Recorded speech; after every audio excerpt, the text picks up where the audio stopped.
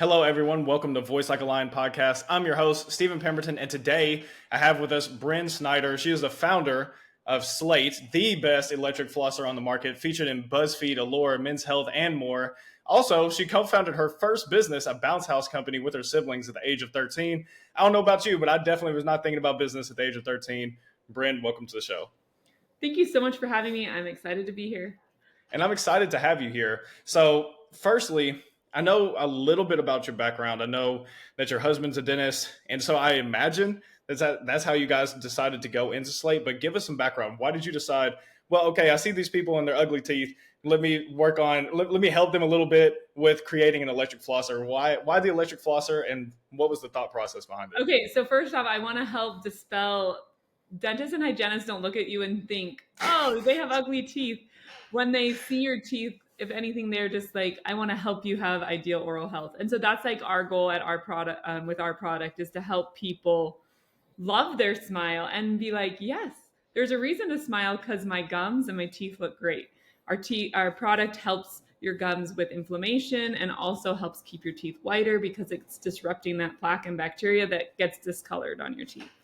So, okay, I forgot the question. Can you ask it again? Yeah, absolutely. So, how did you guys decide, besides helping people love their teeth, what made you guys decide, okay, we're going to do this. We're going to make an electric flosser. Was it just like a product market fit where you go, hey, no one else is doing it, and even if they are, they're not doing it well? Or was it something where it's like you're in the office one day, you sit there and you're talking to someone, you realize it's like, okay, if they did this, if they handled flossing more often, Yes. then they wouldn't have to show up as often to the dentist. So that's exactly what happened. So my husband was a dentist. He started practicing dentistry in 2015. We moved to Spokane in 2017. And at this point, he could control everything. Like he was the boss. He could use certain products. And he had a very amazing client pool. Our client pool was educated. They had a good health. But what we noticed is their oral health didn't necessarily match their normal like care for their bodies. And we were like, okay, why can't people floss? And what Dr. Snyder noticed is people would feel anxious, and he was like, how do I get rid of that anxious feeling? Well, what we realized is if we could make their visit be positive and they get only positive feedback, they typically like to come back to the dentist more. So my husband was like, if I could just get patients to floss, their appointments would be positive.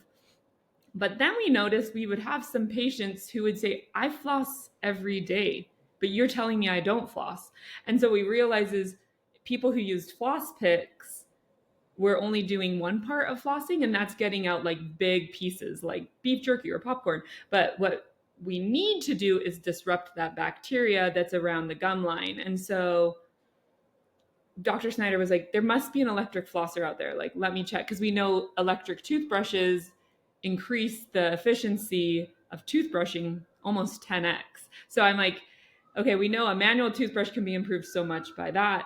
How much could electric flossing benefit the user?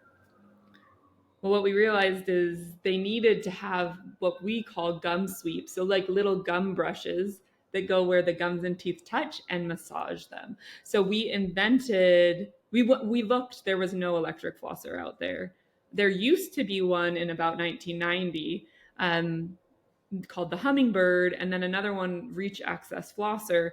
And we looked and we were like, why didn't those succeed? One of them was an ergonomic issue. It was really little. And then the other one, we think it didn't have gum sweeps, which we invented. So our product has these little triangles that go into where the gums and teeth touch.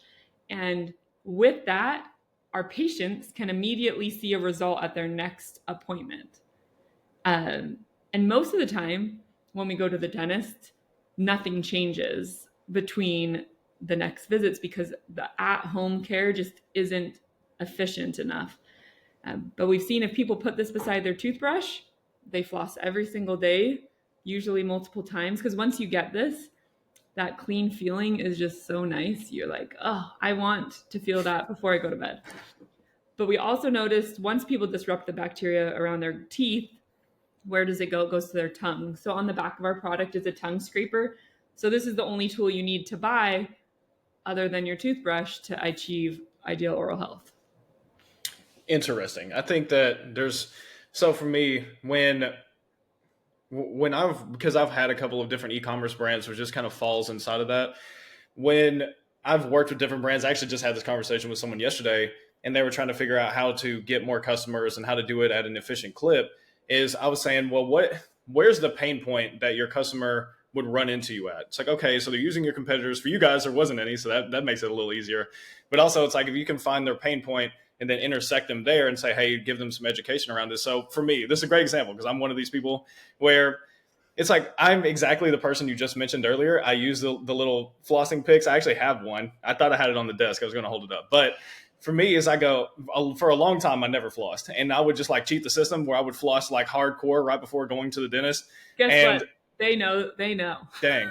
I was always trying to like fool them that I did it better. It's like, yeah, I did this really good. But so for someone like me, if you could educate me, why would I decide to go away from the little picks and have y'all's electric flosser? Why would I decide to make that choice? So why do you use floss pick over string floss? Well, first and foremost, I haven't used string floss since like I was living in my parents' house. I think one is accessibility. So accessibility to me is the picks are a little bit more accessible. It's easier. It's already pre-made for me. I can just grab it and go. And the string, when I did used to use it was like, okay, you make it way too short, now you can't get anything, or you make it way too long, and now you're sitting there playing jump rope with it. So that was, for me, the picks are a little bit more accessible. Yeah, so that's what we found is people needed a way to make it easier. And so the floss pick solved that problem, but they didn't solve the problem that string floss solves, which is effectiveness, but only if you do it correctly. And what we notice is a lot of people don't even know that you're supposed to do the C shape with string floss. You're supposed to go under your gums. Well, floss picks are also typically made out of glide floss, and glide floss doesn't actually grab plaque and bacteria. So what dentists have found is, okay, they need to have a woven floss. It needs to grab plaque and bacteria, and they need to massage the gums or stimulate the gums. So that's why we invented these gum brushes or gum sweeps and the sonic vibrations. So the sonic vibrations help the piece of floss go between the tight contacts, so making it easier. And then the gum sweeps massage the gums, making it easier. We just want to make flossing so easy that there's no barrier to entry. And then what we also realized is it needs to be effective. And so our floss doesn't have any toxins or chemicals and is woven, and it grabs that plaque. So it's been cool. We also noticed that if people have to replace this floss head all the time, they had another barrier to entry. So we designed it so our floss heads are meant to be multi-use. So in 1 week, you use this one floss head for a whole week, and then you snap on a new one every week. And 52 of our floss heads is equivalent to 736 floss picks. Wow. That's crazy. So people think, oh, this is really so expensive. Buying our unit is the investment that you make, but our floss heads are the same cost if you use them correctly as your floss picks. So because when I look at it from a business model perspective, is you have the core product, which is the flosser, and then you have replenishables, which is the heads, which is amazing. So when you were early on in this business, because you can correct me if I'm wrong, but I think you guys actually started selling this in 2021. Was it 2020 or 21? So 2021 is when we did our Kickstarter. You couldn't actually buy our product from our website till November of 2022.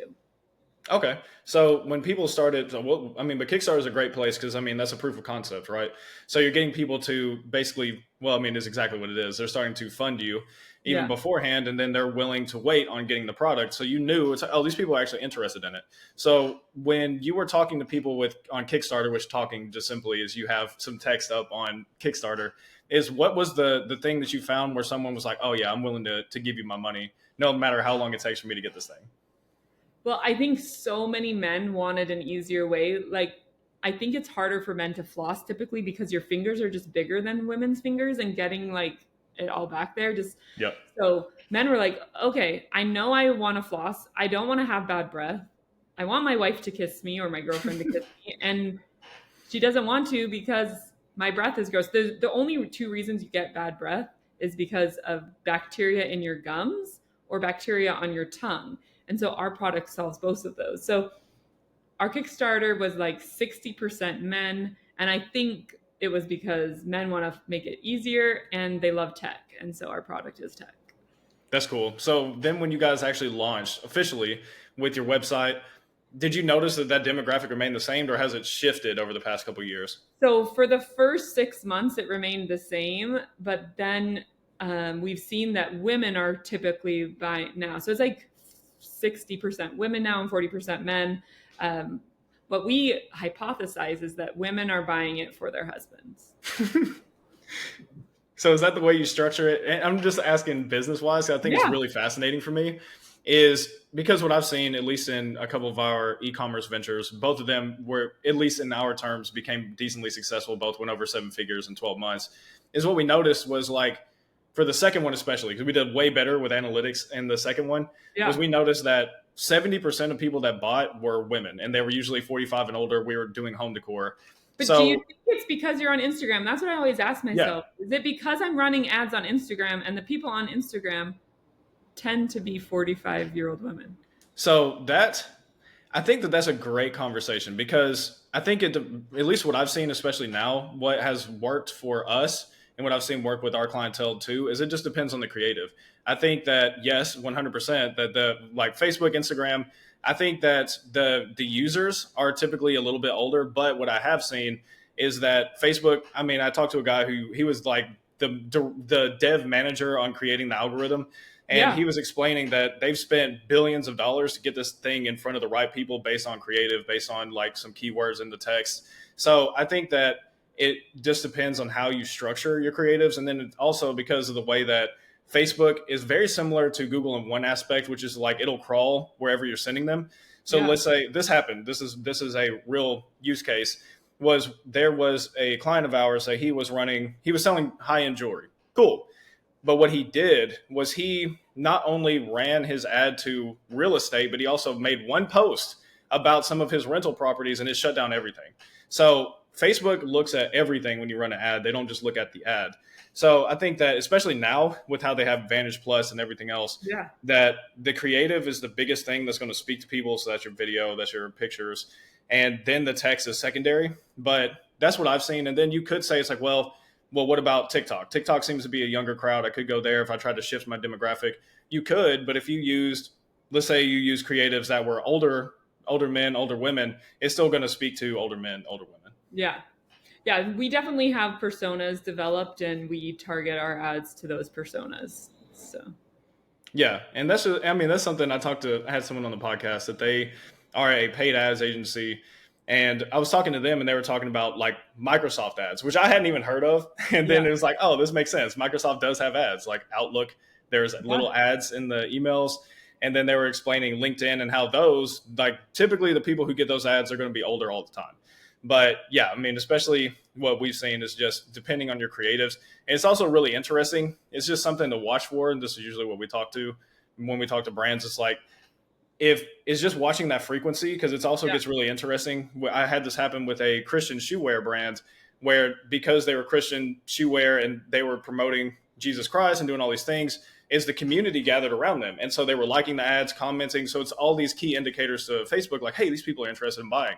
But none of them bought because it was really good at driving community. So the frequency went way up, but it wasn't driving more sales. So it's like, oh, you actually got to make sure you're watching all the little metrics. Yeah. Ad buying is, I think, the hardest part of owning a CPG company. So making sure they're effective, right? We always want to make money off of our ads. Yes. And I think, so that's a very interesting point that so when it comes to like ads and everything else, we won't dive too deep into that. But when you do have people buy, and how often do you see them just like, okay, because what you just explained immediately eliminated what you explained to me immediately eliminates the one objection you would run into. It's like, well, yeah, but I could just go to Walmart and buy a pack of these little picks. It's like, this thing's $95. Why would I do that? It's like, yeah, but this also equals, if you do this and you do it this way, it's like you spend a couple $100, it's going to save you $200 over time, let's just say. So have you seen that be the case? Like, if someone signs up, what does that nurturing sequence look like to get them to stay on and to keep buying more of the pick heads instead of going to We Walmart. see that most people that buy our product and they've bought one other pack of heads, I mean, we're only 2 years old, so Yeah. we still have them as customers. Our churn rate is lower than I had expected it to be, because I think once you use our product, if you like it, you just keep using it. My parents actually live in New Zealand right now, and when I went to go visit them, my dad was like, bring me floss heads. I need floss heads. So I just think once you've used our product, it's like a routine that you want to keep doing. So I do think though that there's the small window of people that they use it for like a week or 2 days. And if you haven't really used it for, I feel like 2 weeks, you didn't get into enough a habit building situation. So we try to teach people with our emails, SMS, remind them like, hey, keep going. I actually had someone email me a year ago that was like, I got your product, I used it for a week, and I stopped using it.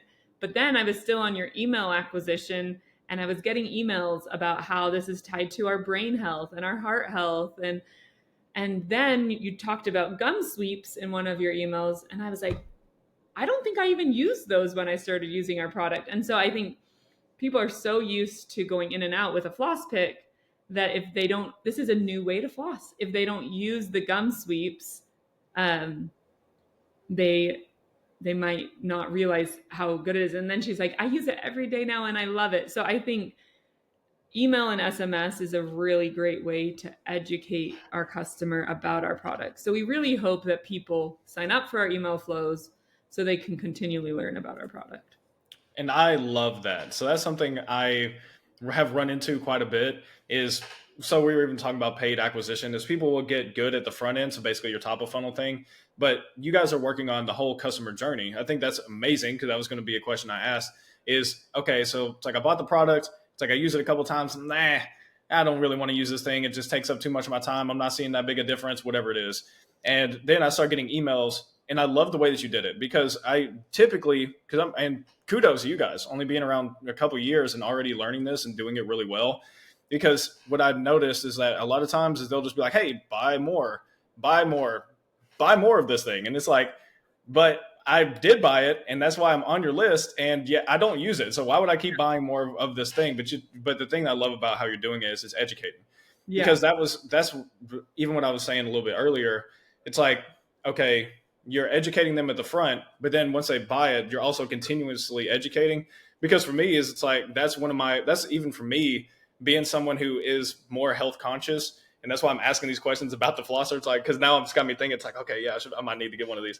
Because you do. Did you know that if you have gum disease for more than 5 years, you're 70% more likely to have dementia? oh, wow, I did not know that. See, look at this. Yeah. So I'm like, people just don't know enough about flossing. And that's what I realized. And Dr. Snyder realized is we all know we need to floss, but no one understands why. And so our Yes. goal is to say, hey, we want you to floss because it's going to make inflammation go down, and it's going to help your oral microbiome, which affects your gut health, and it's going to help your brain, and it's going to help your heart. And once you hear those things, the American Stroke Foundation just came out and they said, what's more important, brushing, flossing, or dental visits? They did a 25-year study and they followed people for 25 years. What do you think is the most important thing? I'm going to say flossing. You're right. I was shocked, actually. I thought like other things, but flossing, according to that study and a lot of dentists, is more important than brushing your teeth. That's incredible. Firstly, I would use that as like an ad because I think. Okay, writing it down now. Yeah, because I would use it. I mean, a 25-year study shows that flossing is better than even going to your dentist because like that's strong. That's super strong because to me as I go, and then you're the solution. Like I think that especially because you're educating people already is as you're educating them, you're not having to say, well, buy here because they already know, oh, I'm just going to go to you because you're the one telling me how to do all this stuff. It's like if I have somebody helping me with my diet and then I'm interested in actually finding a coach or changing my diet, then I'm going to go to them. It's like, obviously it makes the most sense, but that's because when I sit there and I think about that, it's like 25 years is a long time. Like that is seriously, I was like, there's no way, like how long could the study have been? Yeah. 25 years 25 is years a is a long very time. long time to follow someone. Yeah. And I think because that's so strong, and especially because of at least this is how it's coming across to me as we're talking, is it's making me realize I use the little picks every single day. And then I also, exactly to your point, it's like I remember when I used to use the actual floss, and I used to feel like my mouth was cleaner. And then I go, yeah, but this is more accessible. And then I see your product and I go, wait, but this thing does both. It's like this thing is better and is still accessible. Why would I not just do that? And especially now in this day and age, is like that's really the two biggest things: is there's health conscious people, and there's also people who just want the accessibility. So if you can find this beautiful middle ground, which you guys are finding, it's like, that's the best product. And you guys are the only products on the market. Now, eventually, though, as you guys continue to So scale and we you get really actually good have at it. had a lot of Amazon knockoffs come on. Yes. Now I was about to So say, it's like as you guys continue to scale, because I mean, now that you're getting featured in decent sized publications like BuzzFeed and Allure, Men's Health, like then you're going to have the people from China like, oh, I can make $5 off of this. And then they try to do it. And I the think, great thing, I have to tell you a funny story about yes, this. please. I love funny stories. So I was at a dental trade show and I was talking to all these people, and this person came past and I was like, hey, can I teach you about our flosser? And he's like, oh, I know about your flosser. I tried to make it. And I was like, oh, he's like, yeah, I am Dr. Emma's. And they have a knockoff on Amazon. And he's like, why don't we team up and try? And I was like, and he's like, I tried to make your product, but it's too hard to make. Because our floss heads are two pieces. They have lots of engineering behind them. And it just made me really happy because I realized, okay, most of these people are looking for a quick, easy solution, and knocking off our product is going to be really hard. And we have a great patent on it. But I just thought it was so funny that he was like, I tried to make it and it's too hard. Well, I mean, that's a strong product, though. That actually leads me to my next question: is what do you see the company going in the next few years? Like, what's your goal with it? Is your goal to scale it to 100 million, 500 million, and exit, go public? Like, what's y'all's goal with the company? So we have like a few years goal. My goal is to be a $50 million company in the next 5 years. And then my goal from there would be, I think our company could be $1 billion company really easily. The water flossing industry is $1 billion. The electric Yep. toothbrush is $4 billion.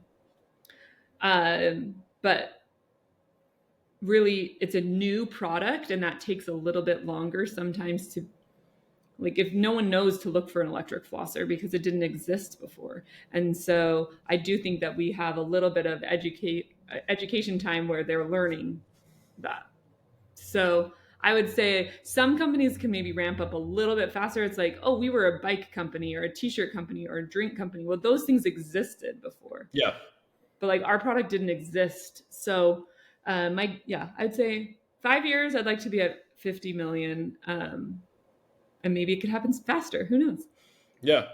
And the reason why I ask is because of the way that your product is structured. Yes, there is that educational piece, but because it's hard to reverse engineer, that's, at least for me, I have a pretty big network of people who are investors, and they invest in companies, they buy companies, they do all those things. Yeah. And that's one of the things they look for. It's like, okay, how easily can I just replicate what you do? And Right. so what's your ethos on growing the company as far as capital goes? Is you just looking to bootstrap it all the way? Are you looking to take on capital? Because I know that entrepreneurs tend to go a couple different ways on that. Yeah. So I feel like I am in the middle. So some days I'm like, I just want to bootstrap this. We have raised over $1 million so far. So, but we've only done it in a seed round. So all of our Mm-hmm. investors are like angel investors. But some days I'm like, to get to 50 million, I'm going to raise 5 million. And then other days I'm like, we're profitable right now. We should stay profitable. Like if we just take one more year and grow a little bit slower, we'll have way more equity and control over our company. So if you asked me last week, I was like, I'm going to raise $5 million. If you ask me today, I'm like, I think we're going to just bootstrap it. So I go back and forth. And that makes sense. There's a gentleman I listened to his podcast earlier today, and he's the founder of ButcherBox. So he's doing about 600 million a year, which is just insanity. But one thing that he talked about is he had a company beforehand that he just raised a ton of venture capital, 18 million. And I actually have some experience with this. I have a buddy of mine who he's raised 13 million. He's looking to raise another 13 million. Yeah. And what is interesting in both scenarios, so with the butcher box guy, is he said that the venture capitalists, they don't really care how profitable you are. They get paid on the management fee. So it's like, hey, we gave you 18 million. How fast are you going to burn that? So we can just give you more money. And he said that's really counterintuitive to how you grow a business. He said that they were making $200,000 a month, and he said their burn rate was $500,000 a month. He's like, just completely super healthy margins. It's like, yeah, absolutely not. He was joking. That would scare me so bad. Exactly. So this is why I asked that question for you, and just like contextually, hopefully you can just like, okay, piece things together the way that you want to. Is the buddy of mine who's looking to raise? I actually should reach out to him. This is a great conversation, because he needed 13 million just to stay alive, because he didn't bootstrap anything. He had raised a ton of capital up front in a pre-seed and a seed and then a series A, and then this was a series B. And he was just like, hey, I need 13 million by March. And if I don't have it, I'm dead. And I was like, how does that make you feel? And he goes, I'm good with it. Sleep. Oh, really? Exactly. I would never sleep at night. That would be horrible. Guess for him is he's like, I just want to build something as big as possible, as fast as possible, because they've only been around a year and a half and they're like a $30 million company. So for him is he just wants to go as fast as humanly possible. And that's fine. But I even told him, I said, that's not me. It's like, I'd rather bootstrap it. And it just depends on, that's why I asked what your long-term goal is. It's because like Panda Express, 40 years later, is a multi-billion-dollar company. So you can get there. It just may take a little longer. And then there's, of course, little like in the middle ways that you could do it. But I think especially if you're profitable now, just ride the profitability, because the thing is people who want to give you money will just become more and more and more and better as the bigger you get, even if it takes a little bit longer. Yeah. I think for us, we like assess like, what's our goal for the year? Yeah. If our goal is to do 8 million this year, or 6 million, or I've just picked a number, that you would then say, okay, do I need to raise money to hit my goal? And is my goal to grow at all costs, or is my goal to be profitable? And I ask myself that all the time. And I really like to sleep at night, and so I would like to be profitable. Yeah, I think that profitability at least is something that I harp on a lot, because no matter what, things can go sideways. If you're profitable, you can sustain. But if you are so used to just raising capital, this is even something I've run into in my investor network, is I'm used to sending them a lot of deals, and they told me, it's like, hey, Steven, stop. It's like, I have companies that are over 7 figures a year. They're decent sized companies, and they have 70% profit margins. Like, they have 9 months of runway, and nobody's investing in them. He's like, really? So yeah. And he said, because they were, this was a few months ago, he said that they were just nervous. Like, it was really nervous money coming into the year because of the election and everything else. I did just meet with some people, and they said that there's a bunch of funds though that need to spend now. And now that like the election's over, we've seen what Trump's doing with tariffs. They're like, okay, now they're ready to invest. So I do. Yeah. So now's probably the time. I think times changed a tiny bit. I'm sure. And I think that even to your point, is it just depends on who you want to be. Like, again, I have plenty of people who they just bootstrap. I've always been bootstrapped. I've also I'm on a board of advisors for a guy that all he's ever done is just taking capital, and then he's switching into bootstrap, and he's upset that it's not going as fast. It's like, you're used to having millions and millions of dollars, and now you have no dollars. Of course, it's going to go a little slower. Yeah. So every day I'm like, do I want this to go faster or slower? It's a problem that I face. So what do you feel like outside of capital constraints is one of the biggest things that you guys are going to walk through to get to 50 million, or let's just go 10 million. Let's just say 10 million. Yeah. I think that it's people. I do think that, like, I don't know. I've never done what I haven't done. And so I either need to find mentors to teach me how to do what I haven't done, or employ people who know more than I do. I had a guy on the podcast, and I actually got asked this question earlier. I was on a different podcast, and somebody asked me, it's like, what's the biggest thing that holds people back from scaling their business to 10 million to 50 million? And I had this guy on the podcast give me a great piece of information. As he said, it's ego. It's like, once you get to the point where you think that you know everything, that you're not willing to listen to the people around you, or if you're afraid to hire the right people to tell you what to do, he's like, that's when you get stuck. And I was just like, and then I really like diagnosed that, and I went, yeah, he's right. Because for people that I've talked to that have $100 million a year businesses, that's what they say. It's like, hey, I'm the dumbest one in the company. Yeah. And that's a big hit to most people's ego. It's like, are you willing to be the person who doesn't know the most anymore? Yeah, I've never known the most, but I try to. I think so. The hard part though is those people come with a hefty salary, but if they're good, they should pay their salary back. I think it's just hard to know, did I hire the right person? Yeah, that's always the key is that's even something that we found is like making the barrier to entry when we were hiring, like when we were scaling up, was making the barrier to entry not, I wouldn't say super difficult, but also just not super easy. I mean, one of the little fun things, I'm sure you probably do something similar, but if we put, let's say we do an Indeed post, or we put it up on there and it's like, this is the job description, this is the salary, whatever it is, and then it's like, hey, email us back with zebra as the subject line. At the very No bottom, one does. exactly. And if they don't and they email me back, it's like, oh, you didn't even read this. It's like, so I'm not even going to interview you. It's like, you didn't even read this. I don't care how great your resume is.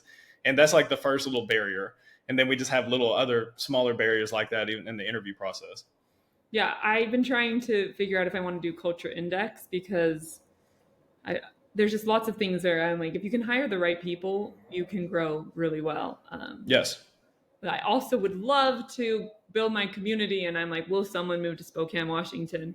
If I feel like if I got them to come here and they liked to ski and they liked water, they would come here no problem. But I actually think that we're coming into this new phase where people did the burnout startup scene, but they know stuff and they want to have a family. Spokane's the place to do that. So I'm hoping I can find someone like that. And I think you can. I have a buddy who I just met randomly. So I'm in Oklahoma, and I randomly got introduced to this guy, and he was in the SaaS world in Miami for 7 years, and he had grown multiple companies over 8 figures and like 1 to 9. And I'm talking to him, and he was like, yeah, I just got burned out.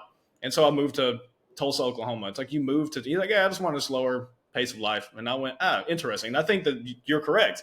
So I don't know. I think it's also depending on each company. So for you is, yeah, what is your draw? Because I mean, being a smaller company, it's like the draw probably isn't, hey, I'm going to pay you $1 million a year. But if the draw is, hey, we have a great, like, this is great here. There's a guy who he's like a faux mentor to me, and he does about $250 million a year. And he talks about that a lot, is like where his company is in Portland. And so he talks about the area. He talks about how it's great for families, and that's what's a big draw. And then, of course, and this is just my 2 cents, is like, if that is the way you go towards a more cultural index, it just makes sure that the company matches that too. It's like, if you're telling them, hey, it's amazing for family. If you love skiing, if you love the water, come here. And then they get in there and you've got them working 18 hours a day and they never see their family. It's like, the alignment's not there. Yeah. I think I like to work hard, but I like to play hard. So I think we have that. I'm like, I better go ask all my employees.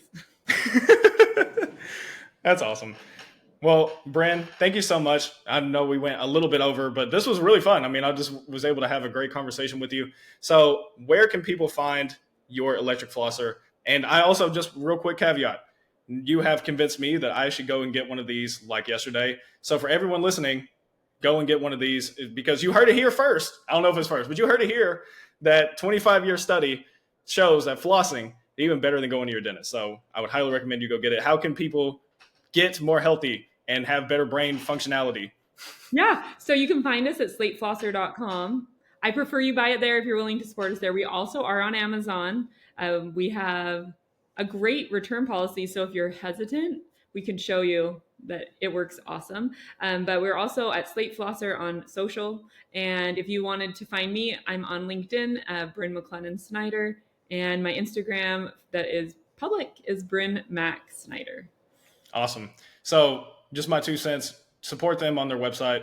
The fees that Amazon take, Amazon is there, yeah. But if you are really interested in buying one of these, go to the website. They get to avoid a lot of those fees. So do that. And also, you get to opt into their amazing email sequence and SMS sequence if you go through the website. So and I would highly it will recommend you educate you on why you want to floss. Exactly. And there's been a lot of reasons. We found a lot of reasons just in this podcast alone. So be sure to do that. We'll have all of that information in the show notes. Brynn, thank you again for joining us here today. Thanks so much for having me, Stephen. You're welcome.